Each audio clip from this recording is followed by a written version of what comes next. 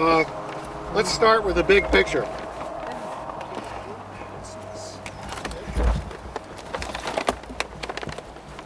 I'll just say a couple of words about this, but I didn't bring the map of the world. Okay, so obviously this is the tectonic map of Western North America, and I think you can see the black blobs on the map. Those are ultramafic rocks, and you can say in effect they're ophiolite complexes of various ages. This one here in the Klamaths is probably the oldest one on the Western North American continent. It goes back to the late Precambrian. The rest of these are, this one here is lower Paleozoic in age, down in the Cahuilla Belt, down in here. And then the rest of these are mostly Jurassic, mostly Mesozoic in age.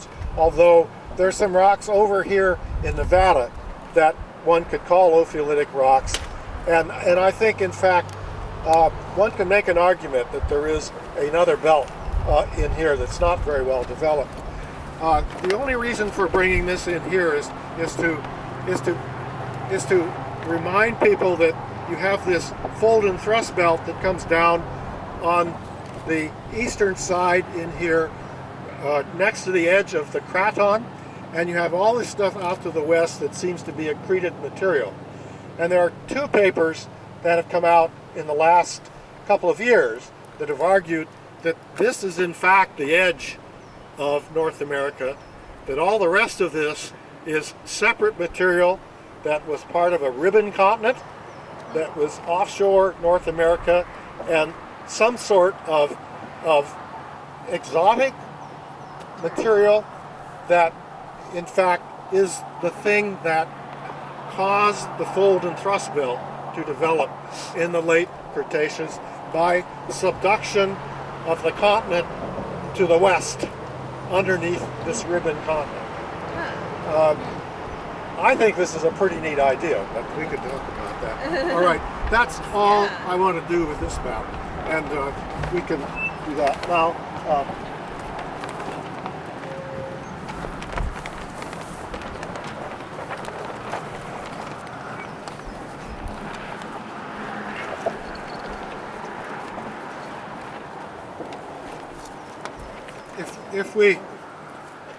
If we look at this one, of course, everybody understands where we are, I hope. Is there anybody that doesn't understand what this is a map of?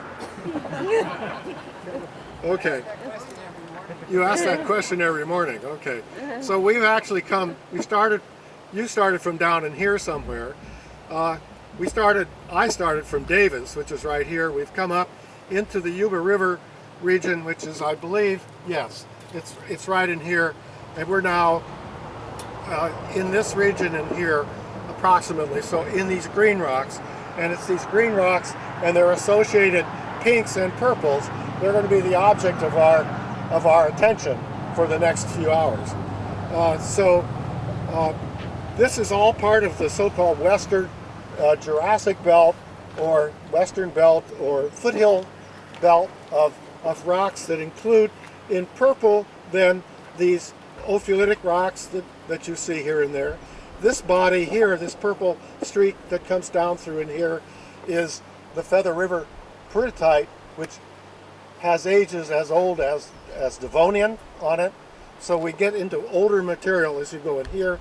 There's another body in here with radiometric ages of 500 in it, in the shoe fly, which is the oldest material that one sees, this quartzose sandstone in the eastern belt in here. So we have the western belt in green, the central belt in blue and brown, the Feather River belt, this purple streak, and then the eastern belt, or northern Sierra terrain, in mostly blue, but with other green and brown colors that come down through in here. These rocks in here are all isoclinally folded. These rocks, from a line about like that in here, all the rocks are overturned and thrust to the northeast, and everything to the west of that seems to be overturned and thrust the other direction. And there are places where you can see clearly that the folding is actually in the foliation. that there are isoclinal folds that have been refolded in here. So personally, I think we're dealing with a kind of complicated structure in here that involves thrusting in one direction and backfolding in another, similar to the situation one sees in the Alps that's been so well worked out in the Alpine region. But this is the body, this area here of green with the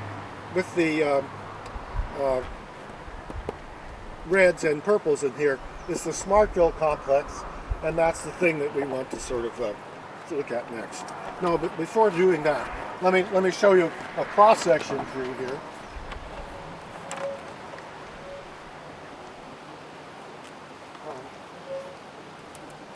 And this is a cross section through Northern California. I call it the Gospel according to St. Me. Right?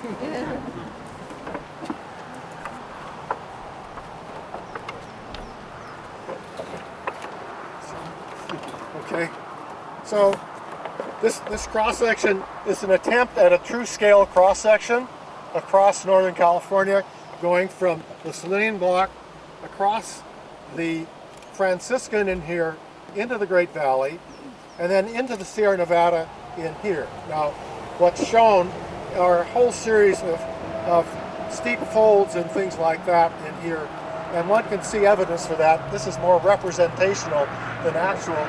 It's an attempt to show the fact that what one sees in this region here are a series of rocks that include ophiolitic rocks, which are in blue here, that are actually older than, and just east of us here, that because this cross-section is to the north, would include the Smartville on the western part of this, and so forth. And what we see then are a series of folds in here, and then to the right, eastward directed thrusts that include the ones in the northern Sierras, and it also includes ones in central Nevada. And just to be provocative, and there is evidence for this, I've shown it with the batholith itself involved in some of the overthrusting. Okay, the Great Valley sits in here. Of course, is quite flat. It has an ophiolite underneath it, which is probably of some sort of age, like 150 to 160. There's mantle underneath that, according to the geophysics, and then you go back into continental rocks. And I've provocatively extended the northern Sierra continental rocks underneath it in here, and so forth. And then you finally go into the mantle below the ancestral. You know this continental rock. That's what the geophysical, the seismic reflection were. Yeah, or refraction were. Yeah? You say no. Okay, I'm basing well, this. That depends on how you interpret it. I mean, there are vents down there, but people have interpreted the events as being part of the oceanic crust. Well, this is oceanic crust here and mantle, and then Nicola Godfrey at Stanford and Simon Klemperer and so on have argued that there are continental rocks underneath that. We can talk about this later. Okay, I don't want to spend time on this cross section. Okay. Where is the Malones Fault? Okay, we have to go back to the Malones Fault. The Malones Fault is one that you see to the south along Highway 20 and placed south of Stockton, say, or from Stockton south. And it's a fault that separates Jurassic rocks on the west of the foothill belt from Paleozoic rocks on the east. It is on the map, on the California map. Let me actually, heck, I got the wrong, I didn't bring the Chico sheet, but I'll show you here.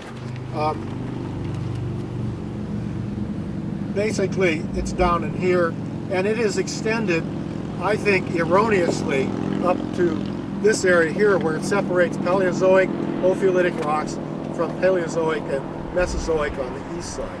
I think the Malones Fault, as mapped to the south here, in fact, extends up into faults that are on the east side of the Smartville Complex, and not basically where it's shown on the map. Yeah. Do you think the Smartville continues under the volcanics? Yeah, the question is, can the Smartville continue underneath the volcanics up in here? I'm not sure. we can see the north, what seems to be the north end of the Smartville here on Highway 70 as we head up across Lake Oroville.